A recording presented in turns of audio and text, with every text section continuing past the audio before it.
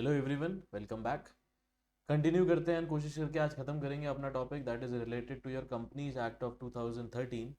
अभी तक जो चीज़ अपन ने डिस्कस करी थी अंटिल लास्ट टॉपिक वो था एमओए एओए, उनके बीच का डिफरेंस एंड उनके अंदर क्या क्या क्लॉजेज आते हैं।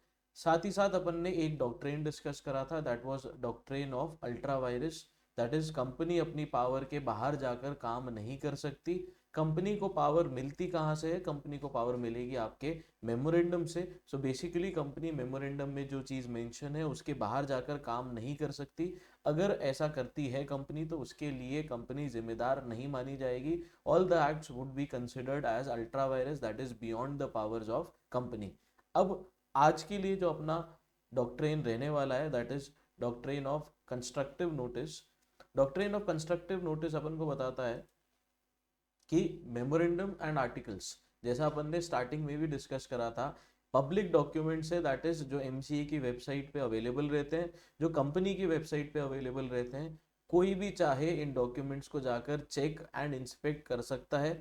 And as per companies act अपन ऐसा अज्यूम करते हैं कि अगर कोई भी इंसान कंपनी के साथ डीलिंग कर रहा है तो उसको इन दो डॉक्यूमेंट्स की पूरी नॉलेज है that is memorandum and articles. अब फॉर एग्जाम्पल मिस्टर ए ने कंपनी के साथ डीलिंग करी। कंपनी उस चीज के लिए ऑथराइज्ड नहीं थी जिस चीज के लिए डीलिंग की गई है। मिस्टर ए ने पहले ये चीज पढ़ी नहीं क्योंकि कंपनी के सारे ऑथराइज्ड एक्ट उसके मेमोरेंडम के अंदर मेंशन थे, नहीं पढ़ा। आर्टिकल्स के बारे में उन्होंने नहीं पढ़ा। बाद में अगर आप कंपनी को जिम्मेदार ठहराना चाहते हैं तो आप नहीं ठहरा पाएंगे, उसमें आपकी खुद की गलती मानी जाएगी। Reason being it is assumed कि जब भी आप कंपनी के साथ डीलिंग कर रहे हैं आप पढ़ के आए हैं ये सारे डॉक्यूमेंट्स, आपको पूरी नॉलेज है इन डॉक्यूमेंट्स की। अगर नहीं है, आप इग्नोरेंट है, तो वो आपकी ही गलती मानी जाएगी। So doctrine of constructive notice क्या चीज बताता है? Under this doctrine certain documents of a company are deemed to be public documents and available for inspection।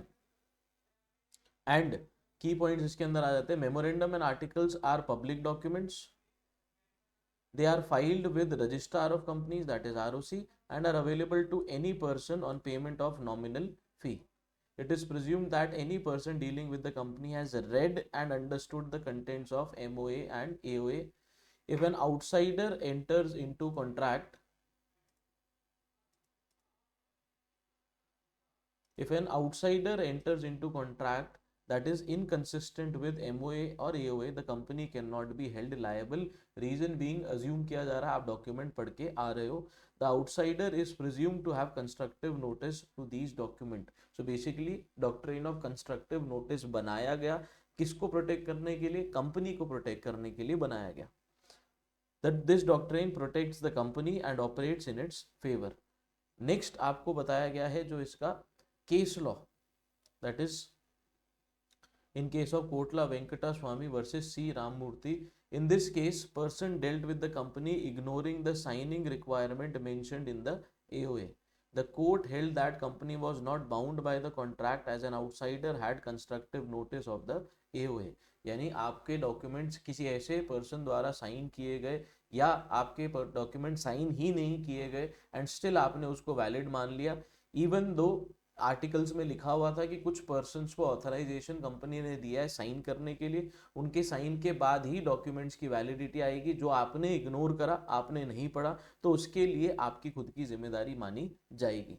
अब आपको बताया जाएगा next doctrine that is doctrine of indoor management. Doctrine of indoor management एक exception है to doctrine of constructive notice. That means आप constructive notice के अंदर company को प्रोटेक्शन ग्रांट कर रहे थे, डॉक्ट्रिन ऑफ इंडोर मैनेजमेंट के अंदर आप कंपनी के अगेंस्ट में काम कर रहे हैं, दैट इज शेयर होल्डर्स को प्रोटेक्शन या शेयर होल्डर को एक बेनिफिट दे रहे हैं। जिसके मतलब ये हो जाता है अगर इंटरनली कंपनी का कुछ काम था, फॉर एग्जांपल रेजोल्यूशन पास करना है या फॉर एग्जांपल किसी से परमिशन लेनी है, तो अगर आर्टिकल्स में मेंशन्ड है कि कंपनी ये काम करेगी एंड कंपनी अगर उसके बाद वो काम कर रही है, तो शेयर होल्डर्स ऐसा अज्यूम करके चलते हैं कि इंटरनल फॉर्मेलिटीज जो कंपनी की है वो उन्होंने कंप्लाई कर ली है। अगर इंटरनल फॉर्मेलिटीज में कोई इरेगुलरिटी है तो उसके लिए शेयर होल्डर जाकर डे टू डे चेक नहीं कर सकता, एंड अगर कंपनी अपने इंटरनल वर्क्स पूरे नहीं करती उसके लिए कंपनी खुद जिम्मेदार मानी जाएगी. It is not the duty of shareholder to inspect into the day to day functioning of the company, and he assumes और प्रिज्यूम्स कि कंपनी ने अपने इंटरनल काम सारे के सारे कर लिए. अगर ऐसा नहीं हुआ है उस पर्टिकुलर सिनेरियो में आप किसको जिम्मेदार ठहराएंगे? आप कंपनी को जिम्मेदार ठहराएंगे कि कंपनी की जो इंटरनल फॉर्मेलिटीज थी कंपनी ने पूरी नहीं करी, जिस वजह से शेयर होल्डर को नुकसान हुआ या कोई भी स्टेक होल्डर को नुकसान हुआ. Doctrine of constructive notice, it is an exception to the doctrine of indoor management is an exception to doctrine of constructive notice. While outsiders dealing with the company are expected to read MOA and AOA, they are not required to inquire into the internal management or whether the company has properly followed its rules and regulations and procedures. So if there is any internal irregularity, the company will be held liable, not the outsider. So the contracts will still be enforceable against the company. This doctrine protects the outsiders. पिछले doctrine के अंदर आप company को protect कर रहे थे, यहाँ पर आप आउटसाइडर्स को प्रोटेक्ट कर रहे हो in favour of third parties who act in good faith. जो केस लॉ इसके लिए बहुत फेमस हुआ, जिसको अपन बोलते हैं टर्कॉन्ड रूल भी बोलते हैं, that is royal British bank versus Turquand in 1856. Fact of the case क्या थे? Royal British bank gave a loan to a company. The Articles of Association stated that company could borrow money only if the resolution was passed by the shareholders. The bank assumed that such resolution has been passed, but in reality it was not. अब issue ये आया, company ने loan देने से, repay करने से मना कर दिया. So was the company liable to repay the loan even if the required internal resolution was not passed? So इसके ऊपर जजमेंट ये आया, outsiders are entitled to assume that company's internal rules and procedures have been followed. The bank was not required to check whether the resolution has been passed, so the company was held liable to repay the loan. यानी bank की duty नहीं थी check करना resolution से related. अगर company ने अपने internal काम नहीं करे उसके लिए कंपनी खुद जिम्मेदार मानी जाएगी. एंड इस पर्टिकुलर केस में कंपनी ने रेजोल्यूशन पास किए बिना अगर लोन ले लिया एंड कंपनी अब अपनी जिम्मेदारी से फ्री होना चाहती है कि हमने तो रेजोल्यूशन पास ही नहीं किया था, तो जो लोन लिया वो वैलिड नहीं था, तो हम रीपेमेंट भी नहीं करेंगे, ऐसा पॉसिबल नहीं है. इवन दो आपने प्रॉपर फॉर्मेलिटीज के बिना लोन ले लिया, अब आपको रीपे करना पड़ेगा. Reason being it is assumed through the doctrine of indoor management कि आपने अपनी इंटरनल फॉर्मेलिटीज को पूरा किया है. This case laid down the doctrine of indoor management which says outsiders dealing with the company in good faith are not bound to inquire into the internal affairs of the company. इसके exceptions अपन को बताए गए हैं.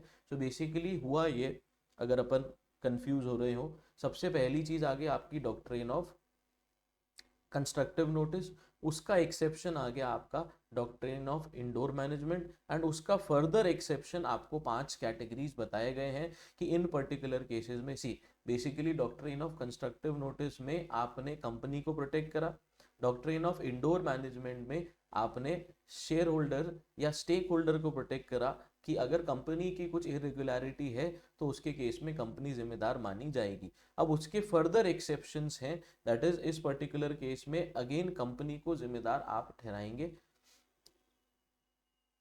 या अपन कह सकते हैं exception का एक्सेप्शन. अब इसके अंदर ये आ जाएगा कि इवन इन सिचुएशन में आपको सस्पिशन था, जैसे 5 कैटेगरीज बताई गई है, इस पर्टिकुलर केस में आप कंपनी को जिम्मेदार नहीं ठहरा सकते. So these are 5 exceptions where the doctrine does not apply and the outsider cannot claim protection. सबसे पहला knowledge of irregularity, यानी आपको पता था कुछ ना कुछ चीज़ गलत चल रही है फिर भी आपने उसमें इंक्वायर करने की कोशिश नहीं करी, या आपको पता था कोई चीज़ गलत है फिर भी आपने उसको सही करने की कोशिश नहीं करी. उस पर्टिकुलर सिनेरियो में आप खुद जिम्मेदार माने जाएंगे, आप किसी और को जिम्मेदार नहीं ठहरा सकते. If an outsider knows of the internal irregularity they can not rely on this doctrine.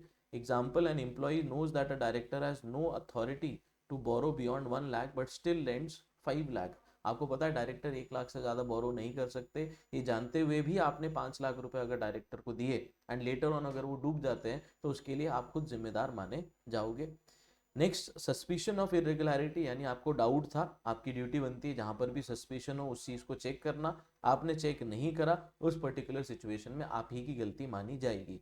If the circumstances are suspicious and a reasonable person would inquire, then an outsider must do so.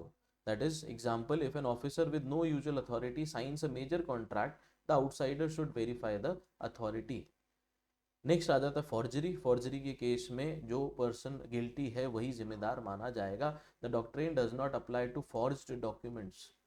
A forge certificate was issued, held void and forgery is a nullity. That is उसका कोई भी existence नहीं होता. Next आ जाता है no knowledge of articles. अगर आपको आर्टिकल्स के बारे में कुछ पता ही नहीं था, उसके केस में आप खुद जिम्मेदार माने जाते हो. उस केस में प्रोटेक्शन किसको दिया जाता है? कंपनी को. If an outsider has not even read the memorandum and articles, they cannot claim protection under this doctrine. Example, if you don't know the rules, you cannot assume they are followed. And last, acts outside apparent authority. If an agent or officer of a company acts completely outside their usual authority, the company is not bound. Example, a company security guard signs a loan agreement. Obviously this is beyond his authority. जो आप देखकर ही बता सकते हो कि यहाँ पर कुछ ना कुछ चीज़ गलत है, फिर भी आप जानबूझ के अगर खड्डे में गिर रहे हो तो उसके केस में आप खुद जिम्मेदार माने जाओगे, आप किसी और को जिम्मेदार नहीं ठहरा सकते. ये होता है अपना कंपनीज एक्ट वाला टॉपिक यहाँ पर खत्म. मिलते हैं अगले लेक्चर के अंदर जहाँ अपन कंटिन्यू करेंगे एंड एक और इंटरेस्टिंग एक्ट को अपन स्टार्ट करेंगे. So till then, thank you and have a nice day.